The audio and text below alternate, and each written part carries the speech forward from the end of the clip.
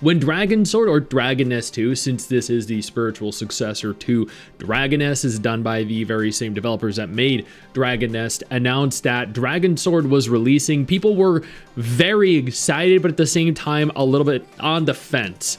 On the one hand, this was the spiritual successor to Dragon Nest. The game looked good.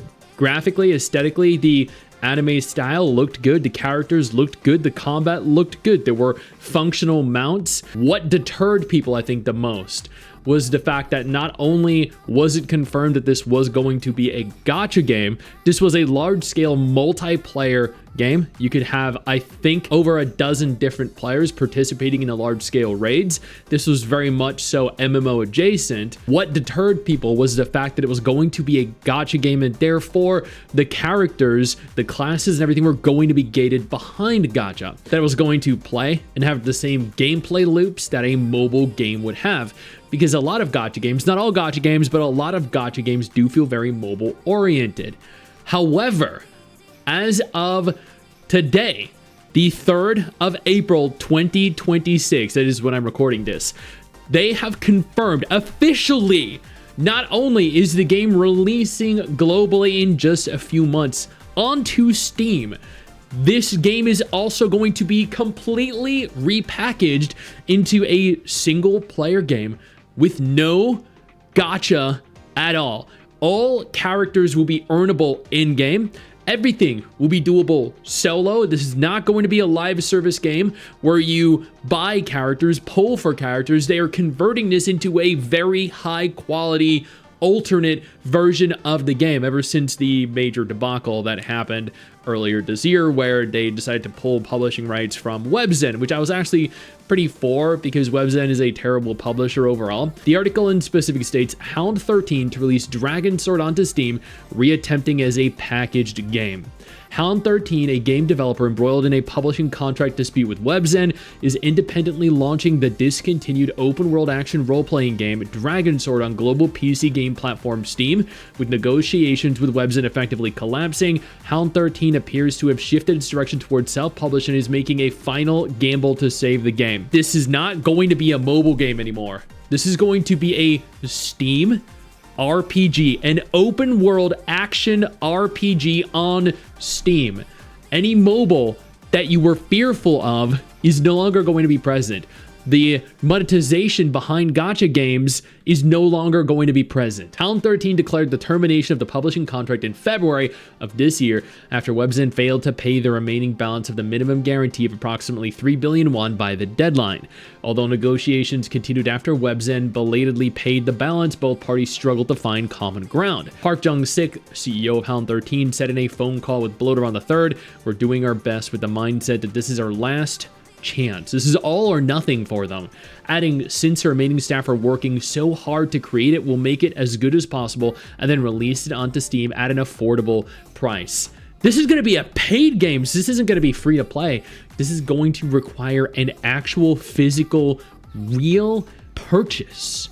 That's a very big move for them. This is kind of gonna, I guess, function similarly to Crimson Desert. That actually blows my mind. With negotiations stalled, Hound 13 has decided to proceed with a standalone release. They plan to open a Steam page as early as next week to announce their official launch plans. And when they do, I'll do a follow-up video on it covering everything that they announce, because right now the information we have is very finite and very limited. The target release date is July or August of this year. Currently, Hound 13 has designated the period from April to early May as an intensive development phase and is accelerating its work to meet the schedule. They are pouring every single second they have into developing, redeveloping, and redesigning the game to be a premium title, or as close to a premium title as it can be.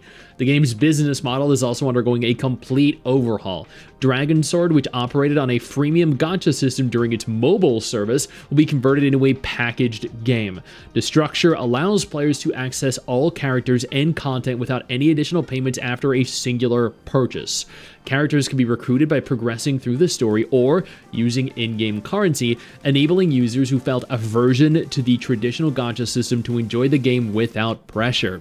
the genre will remain an open world action RPG. Yo, I don't mean to interrupt the video, but I need to take a moment here to thank all my incredible patrons over on Patreon whose support continues to allow for me to do regular videos like this every single day on this channel. Thank y'all so much, including our YouTube channel members. You guys mean the world to me. So do you guys as viewers as well. Now, without further ado, let's continue. It is also targeting the global market. Since Steam is a structure where users worldwide access the same platform without separate servers, global service is possible immediately upon launch. Hound 13 plans to support 4 different languages: Korean, English, Japanese, and Chinese. The launch is also a decision made at the cost of large-scale restructuring. The number of employees at Hound 13, which once reached 160, has now been reduced to around 50. So this, once again, as they noted, is their last-ditch effort. If this does not work for them, they will go completely bankrupt.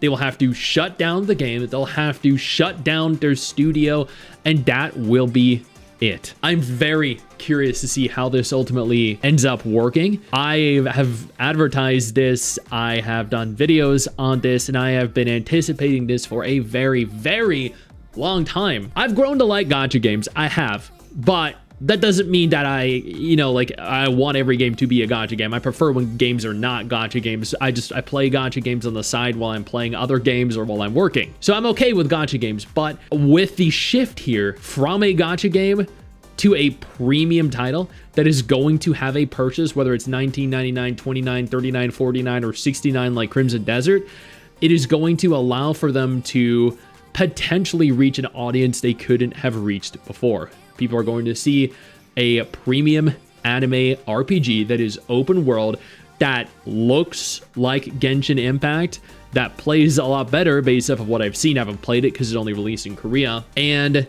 that is going to allow for the game to really achieve so much more than it could have before.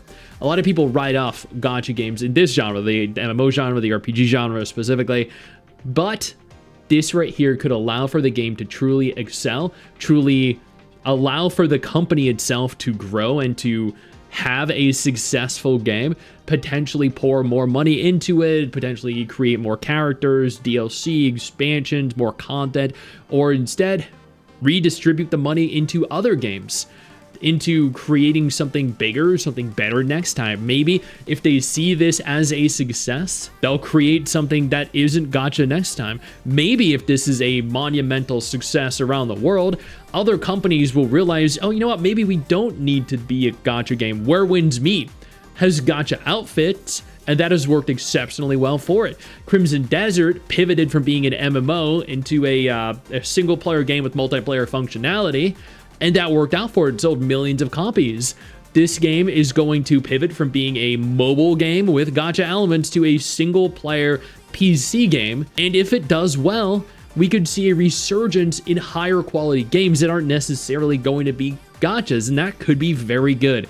Because gachas, we have new games coming out literally weekly, but non-gacha games that occupy a similar style, like open world RPGs or anime games, are just so reduced in terms of the frequency with which they are released. So this could spell something big for the genre, and I genuinely hope this works out well for them. I know you think that you just hit the end of the video, and technically, yeah, you have. And I know your first reaction is to close out of it at this juncture, but don't. No, instead, I urge you to take a moment here and click one of the videos on screen that are coming up in just a moment, so you remain up to date with everything going on in the gacha genre. Trust me, you're not going to regret doing so. Stay flaccid.